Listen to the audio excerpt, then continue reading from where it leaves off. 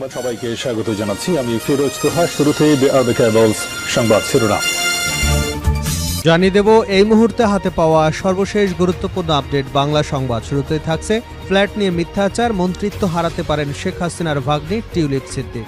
লন্ডনে ফ্ল্যাট উপহার পাওয়া নিয়ে মিথ্যাচার করায় যুক্তরাজ্যের দুর্নীতি বিরোধী মন্ত্রী টিউলিপ সিদ্দিকের উপর পদত্যাগের চাপ আরও জোরালো হয়েছে। এই কেলেঙ্কারির ঘটনায় মন্ত্রিত্ব হারানোর ঝুঁকিতে পড়েছেন টিউলিপ। রোববার ব্রিটিশ সংবাদ মাধ্যম ডেইলি মেইলের এক প্রতিবেদনে এ তথ্য জানানো হচ্ছে। প্রিয় দর্শক, ডেইলি মেইলের প্রতিবেদনটি আপনাদের সামনে উপস্থাপন করছি, ভিডিওটি দেখতে থাকুন। এবারে জানাবো ২৪ দফার ইশতেহার নিয়ে সামনে আসছে তরুণদের দল। রাজনৈতিক দল গঠনের লক্ষ্যে সারা দেশে সাংগঠনিক বিস্তৃতি ঘটাচ্ছে জাতীয় নাগরিক কমিটি। তরুণদের এই দল ছাত্র জনতার অভ্যুত্থানের চেতনা ধারণ করে নতুন দেশ গড়তে ২৪ দফার ইশতেহার নিয়ে আত্মপ্রকাশ করবে। এই ইশতেহারে থাকবে রাজনৈতিক, সাংস্কৃতিক, অর্থনৈতিকভাবে দেশকে তারা কিভাবে গড়ে তুলতে চায় সেসব বিষয়। থাকবে নতুন রাষ্ট্র বিনির্মাণের পথরেখা। জাতীয় ঐক্যই হবে দলের মূল আদর্শ। জানাবো আত্মসমর্পণ করলেন আওয়ামী লীগ এবং ছাত্রলীগের ২২ কর্মী। সিলেটের বিশ্বনাথে বৈষম্য বিরোধী ছাত্র আন্দোলন চলাকালে গত ৪ আগস্ট একটি শপিং সিটিতে হামলা ও ভাঙচুর মামলায় নিষিদ্ধ সংগঠন ছাত্রলীগ, আওয়ামী লীগ এবং এর অঙ্গ ও সহযোগী সংগঠনের ২২ কর্মী আত্মসমর্পণ করেছেন। রবিবার দুপুরে সিলেট সিনিয়র জুডিশিয়াল ম্যাজিস্ট্রেট আদালতে আত্মসমর্পণ করেন তারা। পরে ১৬ জনের জামিন মঞ্জুর এবং ৬ জনকে কারাগারে পাঠানোর নির্দেশ দেন বিচারক। এদিকে অন্তর্বর্তী সরকার প্রয়োজনীয় সংস্কার শেষে নির্বাচনের ব্যবস্থা করবে, এটাই জনগণের প্রত্যাশা বলে মন্তব্য করেছেন বাংলাদেশ জামায়াতে ইসলামীর কেন্দ্রীয় নির্বাহী পরিষদ সদস্য ও ঢাকা মহানগরী দক্ষিণের আমির মোহাম্মদ নুরুল ইসলাম বুলবুল। এবারে থাকছে গণঅধিকার পরিষদ নেতা ফারুকের উপর হামলার অভিযোগে ২ শিক্ষার্থী গ্রেপ্তার। গণঅধিকার পরিষদের মুখপাত্র ফারুক হাসানের উপর হামলার অভিযোগে রাজধানী ঢাকার চক্ষু বিজ্ঞান ইনস্টিটিউট থেকে ২ শিক্ষার্থীকে গ্রেপ্তার করেছে শাহবাগ থানা পুলিশ। হামলার পর ক্ষুব্ধ প্রতিক্রিয়া ব্যক্ত করে চিকিৎসাধীন আন্দোলনকারীরা ৬ জানুয়ারি দুপুর ১২টার মধ্যে গ্রেপ্তারকৃতদের মুক্তি না দিলে কঠোর আন্দোলনের হুঁশিয়ারি দিয়েছেন। এবং সর্বশেষ জানাবো আন্তর্জাতিক সংবাদ। কানাডিয়ান সংবাদপত্রের দাবি যে কোনো দিন পদত্যাগ করতে পারেন জাস্টিন ট্রুডো। পদত্যাগ করতে চলেছেন কানাডার এই প্রধানমন্ত্রী। ৩টি সূত্রের বরাত দিয়ে দেশটির সংবাদ মাধ্যম দ্য গ্লোবাল অ্যান্ড মেইল জানিয়েছে, কানাডার ক্ষমতাসীন দল লেবার পার্টির দলীয় প্রধানের পদ থেকে সরে দাঁড়ানোর সিদ্ধান্ত নিয়েছে প্রধানমন্ত্রী। তবে ট্রুডো ঠিক কবে পদত্যাগের ঘোষণা দিতে পারেন সে বিষয়ে কোনো কিছু জানা না গেলেও ধারণা করা হচ্ছে বুধবার দলের জাতীয় সম্মেলনের আগে আনুষ্ঠানিকভাবে পদত্যাগ করতে পারেন তিনি। এতক্ষণ শিরোনাম শুনছিলেন, এবার বিস্তারিত। প্রিয় দর্শক, আপনি যদি এই চ্যানেলে নতুন হয়ে থাকেন, ভিডিওটি দেখতে দেখতে চ্যানেলটি সাবস্ক্রাইব করে আমাদের সঙ্গে থাকুন। আর এই ভিডিও সম্পর্কে আপনি আপনার মূল্যবান মতামতটি কমেন্ট বক্সে জানিয়ে দিন। আর হ্যাঁ প্রিয় দর্শক, জানিয়ে দিন ভিডিওটি কোথা থেকে দেখছেন। ফ্ল্যাট নিয়ে মিথ্যাচার, মন্ত্রিত্ব হারাতে পারেন টিউলিপ। লন্ডনে ফ্ল্যাট উপহার পাওয়া নিয়ে মিথ্যাচার করায় যুক্তরাজ্যের দুর্নীতি বিরোধী মন্ত্রী টিউলিপ সিদ্দিকের উপর পদত্যাগের চাপ জোরালো হয়েছে।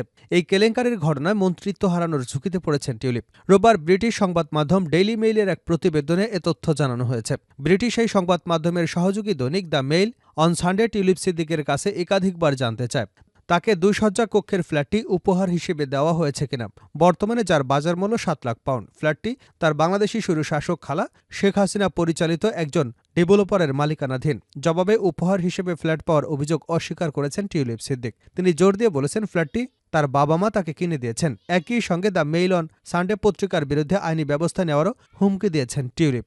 তবে দেশটি লেবার পার্টির একাধিক সূত্র লন্ডনের কিংস ক্রস এলাকায় ফ্ল্যাটটি আসলে একজন ডেভেলপারের টিউলিপ সিদ্দিকের কৃতজ্ঞতা স্বরূপ দিয়েছেন বলে নিশ্চিত করেছে। ৪২ বছর বয়সী টিউলিপ যুক্তরাজ্যের আর্থিক খাতের দুর্নীতি বন্ধের দায়িত্বে রয়েছেন। বাংলাদেশে তিনি এবং তার পরিবারের ৪ সদস্যদের বিরুদ্ধে একটি পারমাণবিক বিদ্যুৎ কেন্দ্র থেকে ৩.৯ বিলিয়ন পাউন্ড আত্মসাতের অভিযোগের তদন্ত চলছে।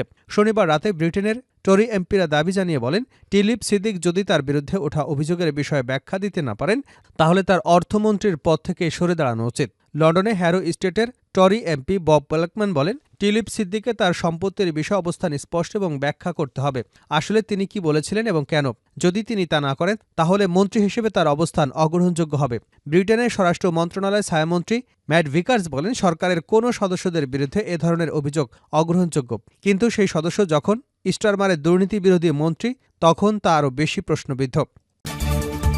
২৪ দফার ইশতেহার নিয়ে সামনে আসছে তরুণদের দল। রাজনৈতিক দল গঠনের লক্ষ্যে সারা দেশে সাংগঠনিক বিস্তৃতি ঘটাচ্ছে জাতীয় নাগরিক কমিটি। তরুণদের এই দল ছাত্র জনতার অভ্যুত্থানের চেতনা ধারণ করে নতুন দেশ গড়তে ২৪ দফার ইশতেহার নিয়ে আত্মপ্রকাশ করবে।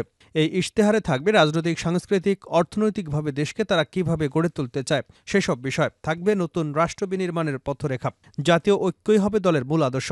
নাগরিক কমিটি রাজনৈতিক দল হিসেবে আবির্ভূত হবে না, এটি একটি প্ল্যাটফর্ম হিসেবে থেকে যাবে। নতুন দলের প্রধান একক কর্তৃত্ববাদী যেন না হয়, সেজন্য গণতান্ত্রিক পদ্ধতিতে তাকে অপসারণের ব্যবস্থা থাকবে। কারো পারিবারিক পরিচয় নয়, যোগ্যতার ভিত্তিতে যেন তৃণমূল কেন্দ্র থেকে উঠে আসতে পারে, এমন বিষয় প্রাধান্য পাবে রাজনৈতিক দলের গঠনতন্ত্রে। দলের প্রধান, সরকার প্রধান সহ নির্বাহী কোনো পদে থাকতে পারবেন না। গণঅভ্যুত্থানের পর রাজধানীর কেন্দ্রীয় শহীদ মিনারে বৈষম্যবিরোধী ছাত্র আন্দোলনের হাত ধরে প্রকাশ্যে আসে জাতীয় নাগরিক কমিটি।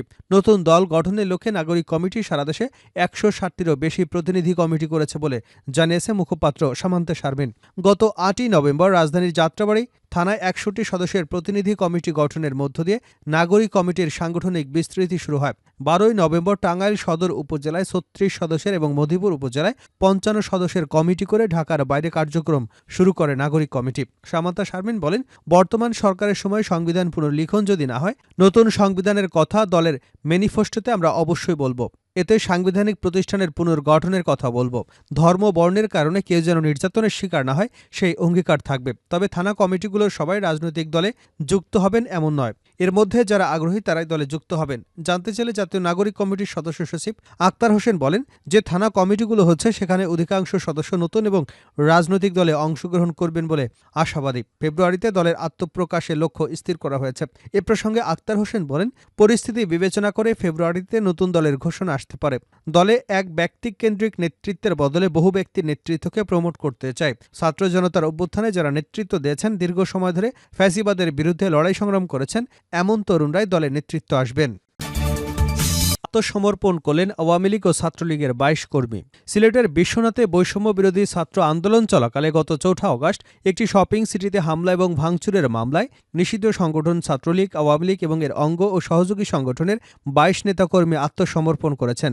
রবিবার দুপুরে সিলেট জুনিয়র জুডিশিয়াল ম্যাজিস্ট্রেট আদালতে আত্মসমর্পণ করেন তারা। পরে ১৬ জনের জামিন নামঞ্জুর এবং ৬ জনকে কারাগারে পাঠানোর নির্দেশনা দেন বিচারক। বাদীপক্ষের আইনজীবী গোলাম ইয়াহিয়া চৌধুরী, আসামিপক্ষের আইনজীবী গিয়াসউদ্দিন জানান, একটি মামলায় আওয়ামী লীগ, ছাত্রলীগ এবং অঙ্গ ও সহযোগী সংগঠনের ২২ নেতাকর্মী আজ সকালে আদালতে এসে আত্মসমর্পণ করেন। দুপুরে শুনানি শেষে ৬ জনকে জেল হাজতে প্রেরণের আদেশ দেন সিনিয়র জুডিশিয়াল ম্যাজিস্ট্রেট আদালত ১-এর বিচারক ধ্রুবজ্যোতি পাল।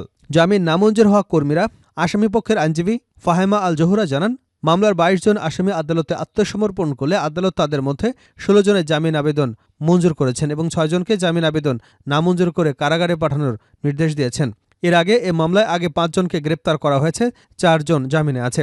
উল্লেখ্য, গত ৪ আগস্ট সিলেটের বিশ্বনাথ পৌর শহরের আলহেরা শপিং সিটি ভাঙচুর, লুটের অভিযোগের ঘটনায় ১৪ দিন পর আলহেরা শপিং সিটির চেয়ারম্যান সাদিকুর রহমান বাদী হয়ে আওয়ামী লীগ এবং অঙ্গ ও সহযোগী সংগঠনের ৮৩ জন কর্মীর নাম উল্লেখ করে মামলা দায়ের করেন। মামলায় আরও ৬০ জনকে অজ্ঞাতনামা আসামি করা হয়। অন্তর্বর্তী সরকার প্রয়োজনীয় সংস্কার শেষে নির্বাচনের ব্যবস্থা করবেন বুলবুল। অন্তর্বর্তী সরকার প্রয়োজনীয় সংস্কারের শেষে নির্বাচনের ব্যবস্থা করবে, এটাই জনগণের প্রত্যাশা মন্তব্য করে বাংলাদেশ জামায়াত ইসলামীর কেন্দ্রীয় নির্বাহী পরিষদ সদস্য ঢাকা মহানগরী দক্ষিণের আমির মোহাম্মদ নুরুল ইসলাম বুলবুল বলেন, সংস্কারের অনেকগুলো কমিটি করেছে, সেই কমিটিগুলো আগামী ১৫ই জানুয়ারির মধ্যেই রিপোর্ট দেবে বলে আশা করছি।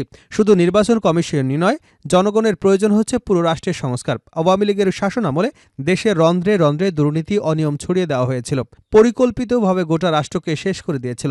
তাই এখানে বিভিন্ন ধরনের সংস্কার প্রয়োজন। তিনি বলেন, জনগণ শুধু নির্বাচন নয়, আইনশৃঙ্খলা রক্ষা বাহিনী, বিচার ব্যবস্থার সংস্কার চায়। এখানে সংবিধান সংশোধন সহ বহুবিধ রাষ্ট্রীয় সংস্কার প্রয়োজন।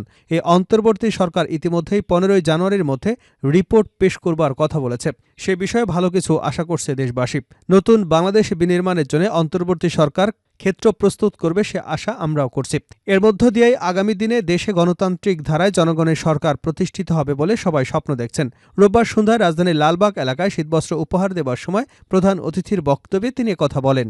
ঢাকা মহানগর দক্ষিণের মজলিসে শুরা সদস্য এবং লালবাগ থানার আমির ডাক্তার শামিমুল বারীর সভাপতিত্বে এবং থানা সেক্রেটারি মোহাম্মদ আবুল খায়ের সঞ্চালনায় শীতবস্ত্র উপহার অনুষ্ঠানে বিশেষ অতিথির বক্তব্যে এসব কথা বলেন তিনি। নুরুল ইসলাম বুলবুল বলেন, জনগণ যেমন তাদের প্রতিনিধি হাতে দেশের শাসনভার তুলে দিতে চায়, তেমনি কোনো সংস্কার সংশোধন ছাড়াই তড়িঘড়ি নির্বাচন চায় না, কারণ একবারে কোনো সংস্কার ছাড়াই আগের নিয়মে আবার কেউ দেশে ফ্যাসিবাদ নিয়ে আসুক, এটা জনগণ দেখতে চায় না। এজন্য আমরা বলি, অন্তর্বর্তী সরকার সংস্কারের মাধ্যমে সকল সেক্টরে একটি নিয়ম শৃঙ্খলা ফিরিয়ে দিয়ে সর্বক্ষেত্রে নাগরিকদের নিরাপত্তা নিশ্চিতের প্রতিশ্রুতি ব্যক্ত করবে। না হলে জনগণ আবারও প্রতারিত হবার পরিস্থিতিতে পড়তে পারেন। শেষ করছে আন্তর্জাতিক সংবাদ দিয়ে। যে কোনো দিন পদত্যাগ করতে পারেন ট্রুডো। পদত্যাগ করতে চলেছেন কানাডার এই প্রধানমন্ত্রী জাস্টিন ট্রুডো। 3টি সূত্রের বরাত দিয়ে দেশটির সংবাদ মাধ্যম দ্য গ্লোবাল অ্যান্ড মেইল জানিয়েছে, কানাডার ক্ষমতাসীন দলের লেবার পার্টির দলীয় প্রধানের পদ থেকে সরে দাঁড়ানোর সিদ্ধান্ত নিয়েছেন প্রধানমন্ত্রী। ট্রুডো ঠিক কবে পদত্যাগ ঘোষণা দিতে পারেন সে বিষয়ে কিছু জানা না গেলেও ধারণা করা হচ্ছে বুধবার দলের জাতীয় সম্মেলনের আগেই আনুষ্ঠানিকভাবে পদত্যাগ করতে পারেন তিনি। আরও জানা গেছে, জাস্টিন ট্রুডো এরই মধ্যে তার অর্থমন্ত্রী ডমিনিকে লেব্ল্যাঙ্ককে অন্তর্বর্তীকালীন নেতা এবং প্রধানমন্ত্রী হিসেবে দায়িত্ব দেওয়ার বিষয়ে আলোচনা করেছেন। গ্লোবাল অ্যান্ড মেইল জানিয়েছে, এ বিষয়ের সঙ্গে যোগাযোগ করা হলেও কোনো মন্তব্য করতে রাজি হননি প্রধানমন্ত্রীর কার্যালয়। নতুন নেতা বাছাইয়ের আগ পর্যন্ত জাস্টিন ট্রুডোই প্রধানমন্ত্রী হিসেবে থাকবেন কিনা সে বিষয়টিও এখন পরিষ্কার নয়। ব্রিটিশ বার্তা সংস্থা রয়টার্সের প্রতিবেদনে বলা হয়েছে, দ্য গ্লোবাল অ্যান্ড মেইল রোববার 3টি সূত্রের বরাত দিয়ে জানিয়েছে, কানাডার প্রধানমন্ত্রী জাস্টিন ট্রুডো সোমবারের মধ্যে লিবারেল ডেমোক্রেটিক নেতা হিসেবে পদত্যাগের কথা ঘোষণা করবেন বলে ধারণা করা হচ্ছে।